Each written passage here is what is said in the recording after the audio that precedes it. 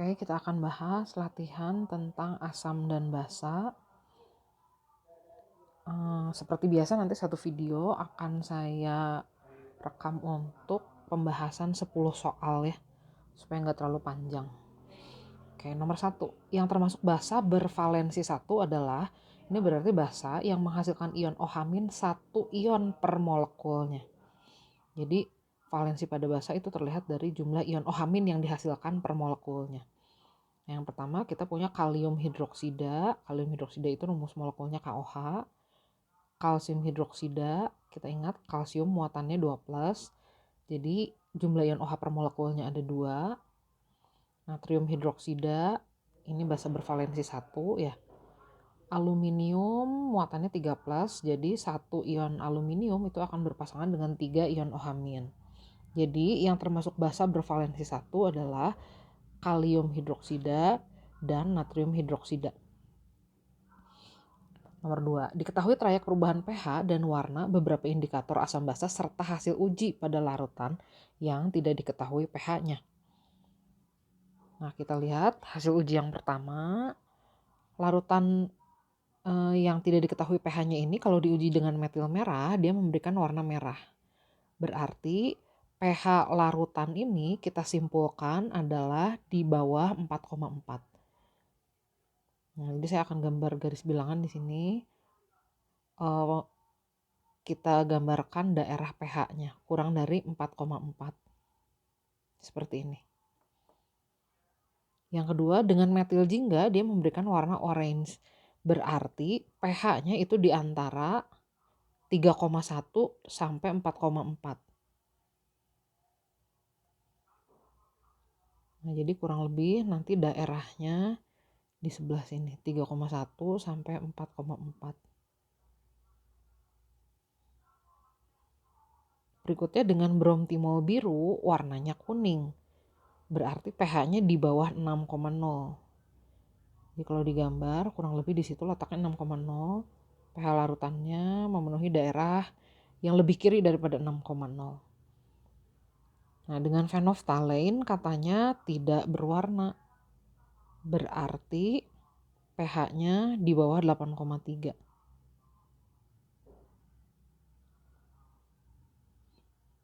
Jadi kurang lebih begitu. Nah, kita cari daerah irisannya. Ternyata daerah irisannya itu sebelah sini ya. Jadi pH larutannya antara 3,1 sampai 4,4. Nah, kalau kita pilih angka yang masuk ke range itu, angkanya adalah ini.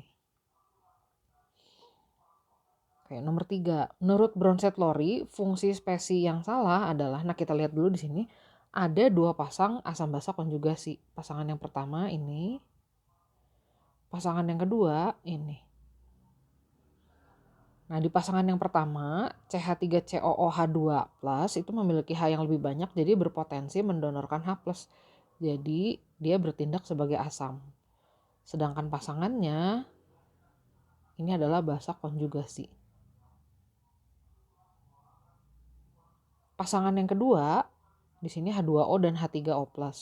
Yang hanya lebih banyak H3O+, jadi H2O ini bertindak sebagai basa. Sedangkan H3O+ bertindak sebagai asam konjugasi.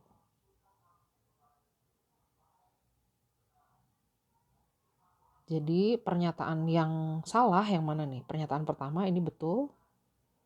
Karena H-nya lebih banyak dari pasangannya, jadi dia bisa mendonorkan proton atau ion H+. H2O merupakan akseptor proton, ini betul karena H2O bertindak sebagai basa terhadap pasangannya. Nah, H3O+ itu merupakan asam konjugasi ya, bukan basa konjugasi. Jadi pernyataan ketiga salah. Nomor 4, ini kita ditanya mana H2O yang berfungsi sebagai basa. Jadi kita fokuskan pasangan yang mengandung H2O. Gitu ya. Nah, kalau kita lihat di persamaan yang pertama H2O berpasangan dengan H3O+. H2O H-nya lebih dikit. Jadi dia bertindak sebagai basa. Kalau di persamaan yang kedua H2O ini H-nya lebih sedikit juga dibandingkan H3O+. Jadi H2O bertindak sebagai basa. konjugasi. Sedangkan di persamaan yang ketiga H2O, H-nya ini lebih banyak daripada pasangannya, daripada OH-. Nah, jadi H2O bertindak sebagai asam. Jadi yang bertindak sebagai basa itu hanya H2O di persamaan 1 dan kedua. Nomor 5. Nah, ini diketahui ada nilai tetapan kesetimbangan basa dari 3 basa lemah. Ada AOH, BOH, dan COH. Kalau kita lihat, yang nilai KB-nya paling kecil itu adalah COH. Nah, ini artinya COH adalah basa yang paling lemah. BOH berarti basa yang lebih kuat. Yang paling kuat itu adalah basa AOH. Nah, basa terkuat biasanya akan memiliki pH paling tinggi. Sedangkan basa terlemah itu pasti akan memiliki pH rendah. Jadi kalau kita urutan ketiga basa ini dimulai dari pH yang terendah, berarti dari basa yang terlemah, urutannya adalah COH, BOH, baru AOH.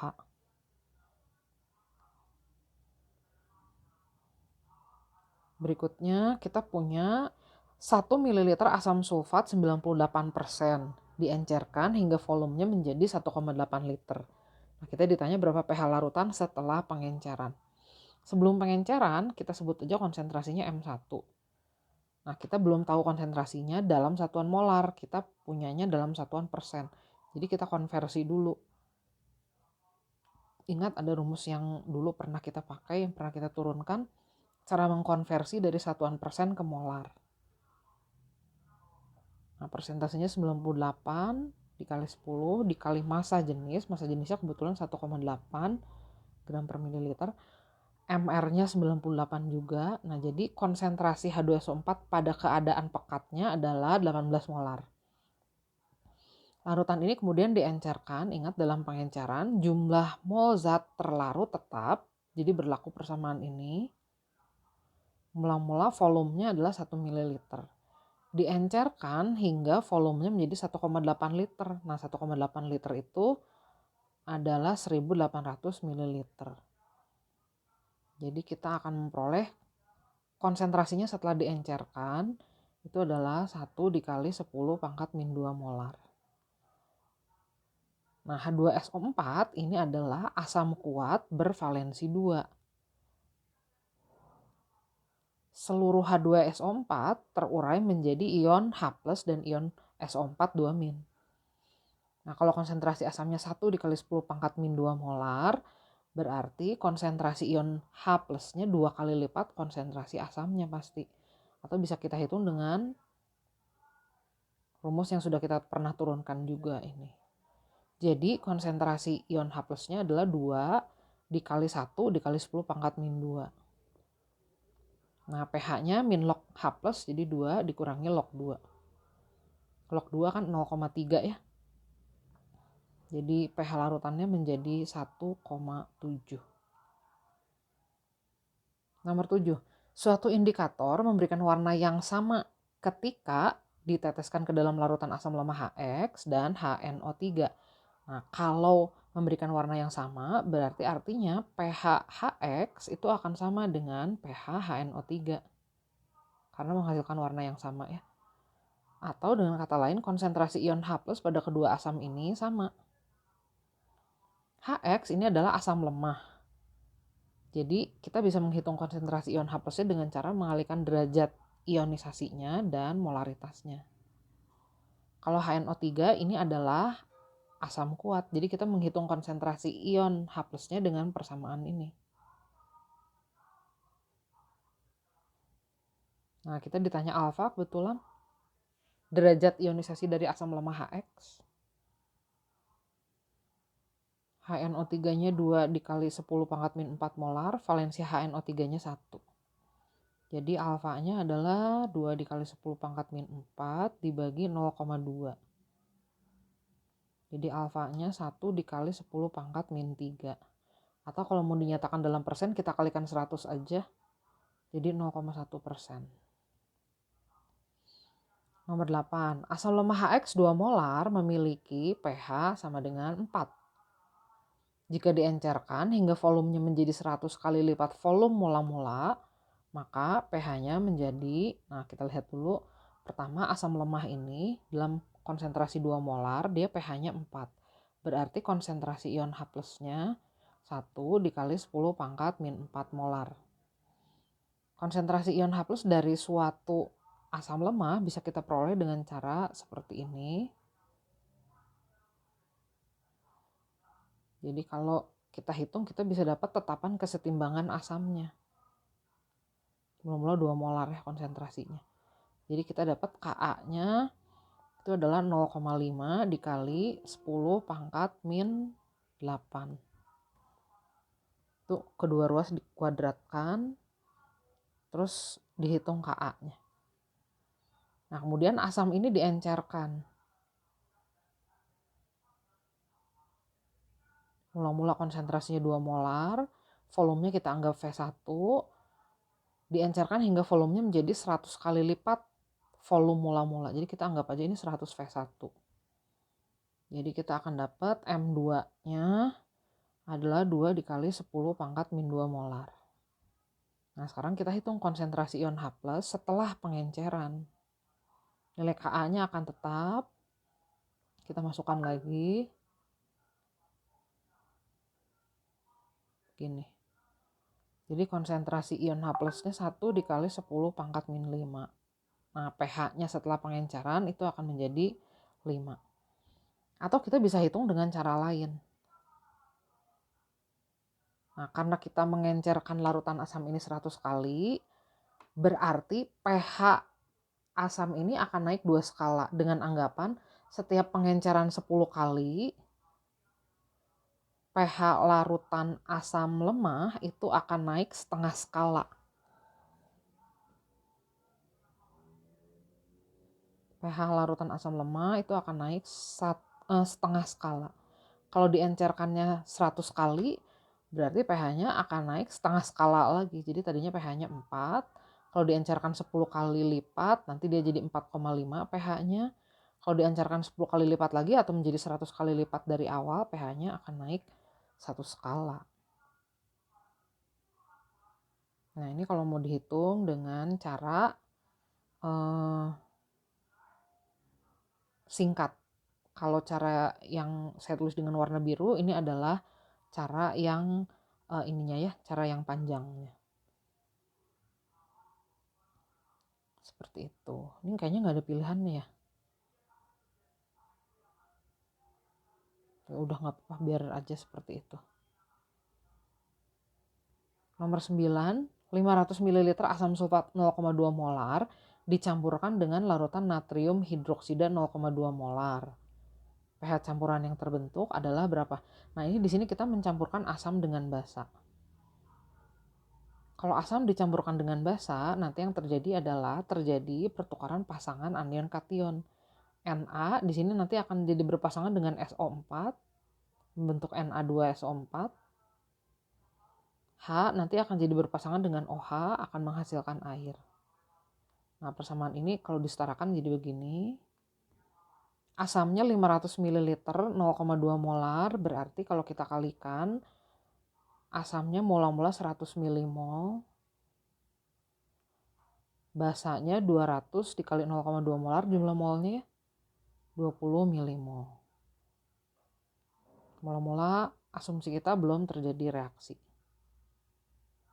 Nah nanti waktu bereaksi ternyata reaksi pembatasnya itu adalah basanya. Jadi nanti asamnya masih tersisa. Nah karena kita punya sisa asam kuat, berarti kita bisa menghitung berapa konsentrasi ion H+ yang tersisa dari situ. Konsentrasi ion H+ itu berarti kan jumlah molar dikali valensinya. Ini kebetulan yang tersisa H2SO4.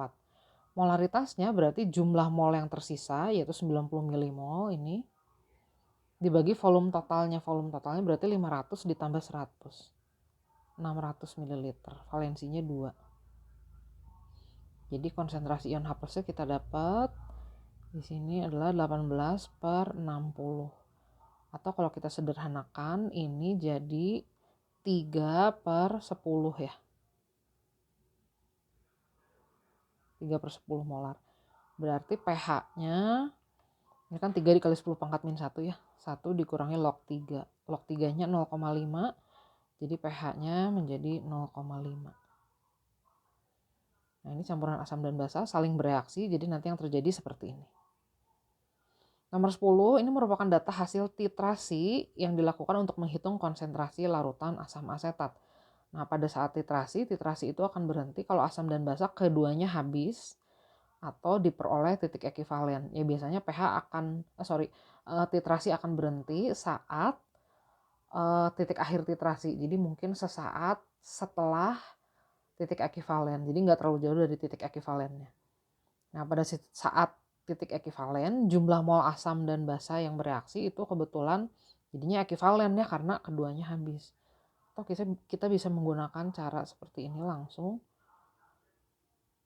untuk asam dan basanya. Kita anggap aja keadaan 1 itu keadaan asamnya ya. Di sini kita punya asam bervalensi 1, molaritasnya akan dicari, volumenya dari 3 percobaan kita rata-ratakan 25 ml. Tadi valensinya udah ya, 1.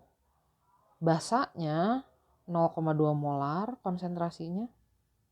Volumenya ini kita rata-ratakan 20 ditambah 19 ditambah 21 dibagi 3.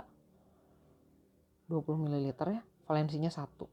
Jadi nanti kita dapat molaritas awal larutan ini. Molaritas asamnya di sini ya. Nah, jadi kalau kita hitung nanti kita dapatnya 0,2 kali 20 berarti 4 ya. Dibagi 25 molar.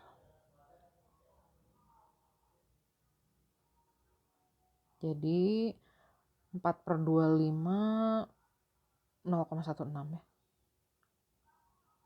Oke, cukup dulu 10 soal di video pertama.